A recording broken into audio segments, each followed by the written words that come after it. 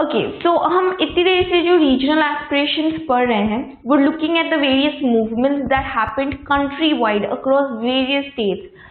What do we learn from all these movements? हम ये सब क्यों पढ़ रहे हैं? Regional aspirations actually teaches us a lot of important lessons, like the history that we have in our own country, in various states of our own country.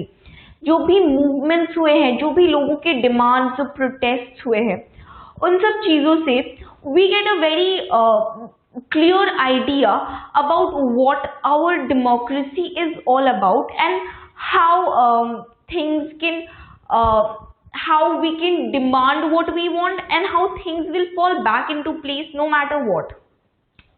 These are basically the lessons that we learn from our chapter Regional Aspirations. These are the lessons that we learn from the history of our country and from the various movements that took place. The first thing is regional aspirations are a part of the democratic process. They are not an abnormal phenomenon. मतलब अगर कोई reason या कोई state movement कर रही है because they want autonomy और because something is not right with that state and they want that issue to be looked at. Maybe they don't want to be a part of the country anymore, or maybe they want more autonomy, more freedom in their hands. Whatever be the issue, something is going wrong with that state and that's why they are revolting against the union, right? So in that sense regional aspirations किसी reason में होना या किसी reason का protest करना कोई गलत बात नहीं है या ये कोई बहुत बड़ी abnormality नहीं है. It's a normal process and it's a process which is very healthy for nation building. मतलब एक स्टेट में छोटे छोटे बहुत रीजन्स एग्जिस्ट करते हैं and obvious सी बात है that they will have their own needs and demands. So in that sense, regional aspiration is a very healthy part of the democratic processes, right? The second lesson that we learn from regional aspirations is regarding how we should treat these aspirations of people belonging to different regions. मतलब ऐसा नहीं है कि कोई reason अगर movement कर रहा है तो तुम उस मूवमेंट को दबा दो या तुम लोगों को चुप करा दो. You should not suppress those people और you should not suppress the movements. In a democracy अगर लोग कुछ कहना चाहते हैं they should get a chance to speak. They should get a platform where they uphold their beliefs and their protest. So this tells us that regional aspirations can be better handled if we have a negotiation rather than suppression. मतलब तुम लोगों की आवाज को जितना दबाने की कोशिश करोगे वो उतना ही ज्यादा और मूवमेंट करेंगे. First they will protest about their own issue and then they will protest about you trying to suppress them. That is the way it works. So instead of trying to suppress them, उनकी आवाज को दबाने की बजाय अगर उनसे बात की जाए, उनकी मांगे सुनी जाए, you are not granting them everything that they want but you are listening to what they want and you are giving them a part of what they want if their demands are justified. If what they are asking for is a justifiable demand, then the least you can do to them is hear them out and negotiate with them about their needs and their demands, and you giving them a part of their demands. That is how these regional aspirations can be contained. अगर उनकी आवाज कोई सुने ही ना और अगर कोई उन पे ध्यान ना दे, people will keep on struggling, people will keep on protesting जब तक कोई उन पे attention ना दे. Because that's when people start revolting. जब लोग किसी particular problem या issue से सबसे ज्यादा परेशान हो जाते हैं, that's when they start protesting about it, and they will continue protesting about it unless they are being heard. So regional aspirations को रोकने का या उन्हें कंटेन करने का मेथड सप्रेशन से नहीं बट नेगोशिएशन से है, which is what our Prime Minister Rajiv Gandhi did right after he came to power. And when he did come to power, उस वक्त पूरे कंट्री में there was a lot of problem. हर जगह पे, हर state में, चाहे तुम पंजाब कहो चाहे तुम नॉर्थ ईस्ट कहो, during the prime ministership of Rajiv Gandhi, a lot of problems arose, and a lot of areas started revolting, started protesting. And Rajiv Gandhi handled all of these issues by negotiating with them peacefully rather than trying to suppress them.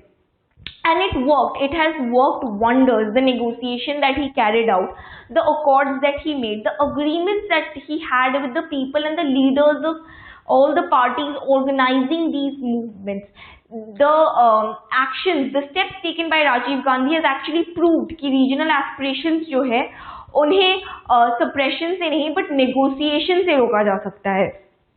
So then we come to the third lesson of regional aspirations, which is about power sharing. Now, India has a federal structure, right? We have a government at the center, जो ruling party है, जो पूरे country wide rule करती है, the central government. And हमारे जो जितने भी states हैं, we have governments in each state. So there's one ruling party, one government at the center, and then there's a subdivision of the state governments. This is the kind of democratic structure that we have in our Indian politics, right? But the important thing is, it is not just sufficient, let's say, to have a formal democratic federal structure. What is important is, जब तुम एक nation को आगे बढ़ा रहे हो, when you're building a nation, it's not just important that you have state governments in each state or that you have some power over each district. What's also important is तुम उन states के छोटे छोटे regions पे ध्यान दो, and if a region is having a problem and if people are protesting about it, if there is movement happening in that state, if pressure groups are pressurizing towards a particular issue, somebody needs to pay attention to all of that, and each state or each region should be held of equal importance as the nation, right? Because each state has its own importance. तो ये नहीं कि तुम किसी एक state पे particular ध्यान दोगे तो you're negating the concept of the nation. This is how the power sharing should be done. कि if a particular region is having some sort of a problem, particular attention should be given to that region or that state. The concept of power sharing ensues exactly this concept. This is the reason why we have state governments in the first place, so that they can look into the various states or the various regions that we have divided amidst the larger picture, which is the nation. So that is the power sharing in true sense. It's not just power sharing in a formal sense कि चलो तुम्हारे पास एक central government है, तुम्हें state governments बना दिए and they will just do whatever they feel like. You have to share power in true sense. You have to give power to the regions in each state which constitutes the nation, because only छोटे छोटे regions say we have the entire region and they were all unified. Right, so it's not like only the central government has the power. It's each region that has its own power, and each region will come together to make the nation. So we have to share power in its truest form, right? Then we have the fourth lesson of regional aspirations, which is about regional imbalance. Regional imbalance क्या होता है? When you're putting too much focus into one part of the country or one state, and you're having a lot of development in that area, but साथ ही साथ कोई और state or कोई और region है जो neglect होता जा रहा है, because you're digressing all your attention to that one particular area जहाँ पे development हो रहा है. तो अगर किसी जगह पे बहुत ज़्यादा development होने लगा और कोई जगह backward रहती चली गई, that is what leads to regional imbalance. And regional imbalance India में बहुत ज़्यादा exist करता है. We have studied one very particular example of regional imbalance in the Dravidian movement, where the southern people claim कि north में बहुत ज़्यादा development हो रहा है, बहुत ज़्यादा इकोनॉमिक ग्रोथ हो रहा है, जबकि साउथ पिछड़ा रह गया और उसमें कोई ध्यान नहीं दे रहा है, because all the ministers and the central government was too much focused in the development of the northern region, right? Because we have our capital in the extreme north, and south at that point of time was left behind and it did not get any attention, it did not get any economic attention and economic growth नहीं हो पाई थी उस वक्त वहाँ पे. So that is a very particular example of the concept of regional imbalance. और regional imbalance होने की वजह से क्या होता है, जब एक जगह डेवलप्ड होती जा रही है, एक जगह बैकवर्ड रहती जा रही है, तो people from this backward area will move to the developed area. So there will be widespread migration. And इस जगह पे जो डेवलप हो रहा है, again there will be strain on the land, pressure on the already scarce resources that are existing, pressure on the jobs, and one area from where people have already migrated and which is already backward will go on becoming more backward, और वो पीछे रह जाएगी. The other area is developing and this area is not at all being able to develop. This is what happens when you pay attention to one region and you don't pay attention to the other. So regional imbalance should be contained and regional imbalance should not be allowed to happen.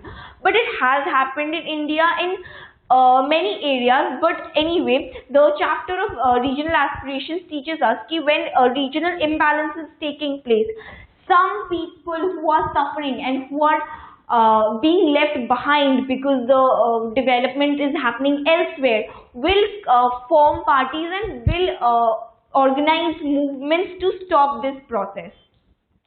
So that's our fourth lesson that we learned from regional aspirations.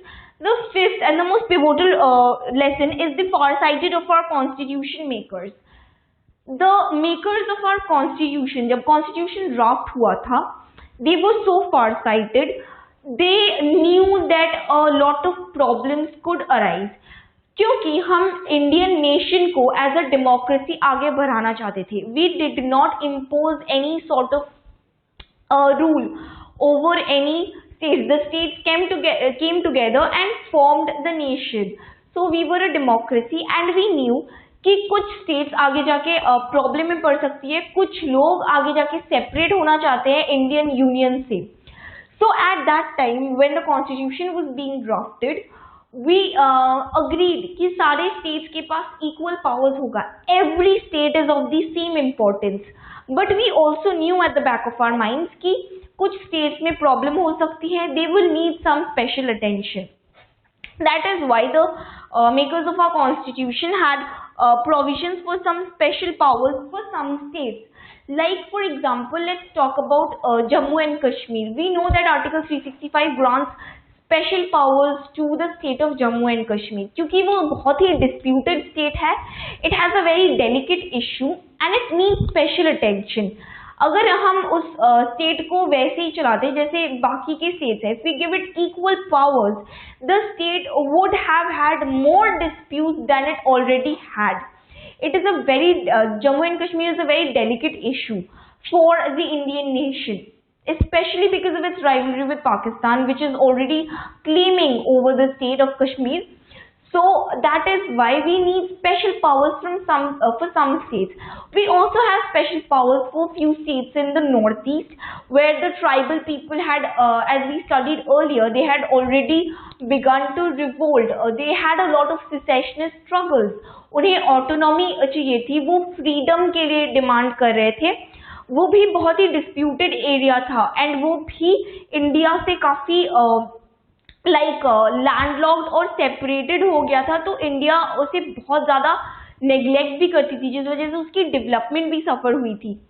तो like that we have few provisions for special powers in a few states, and this is all possible because हमारे constitution makers ने ये provisions include किए थे constitution में कि अगर किसी स्टेट को हम स्पेशल पावर्स दे रहे हैं, अगर उसे हम ऑटोनॉमी दे रहे हैं, अगर उस पर हम ज़्यादा ध्यान दे रहे हैं, that is not unconstitutional.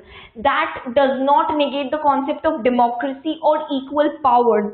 That is very much needed for the entire nation building process, keeping the bigger picture in mind. क्योंकि अगर ऐसा नहीं करते हम तो वो state definitely आगे जाके और ज़्यादा problem करती. It would have probably broken away from the Indian Union. It would have probably वो state खत्म हो जाती, वो इतनी ज़्यादा revolt करती, इतनी ज़्यादा movement करती, and then there would be outside forces, external forces claiming its rights over that state. So because of that, we needed certain provisions कि हम उन states को ज़्यादा power दे सके. We give them their own internal administration कि हाँ तुम ज़्यादा freedom ले लो हमसे, तुम ज़्यादा powers ले लो हमसे, but तुम peacefully coexist करो हमारे union के साथ. This is possible because our constitution makers had very farsightedness. They predicted कि ये problems हो सकती हैं आगे जाके, and that is why they put the solutions of these predictive problems within the constitution, which is why we are able to grant these powers to these states. So these are the lessons that we learn from the chapter of regional aspirations, which are very, very integral towards the nation building process and towards strengthening the concept of the nation.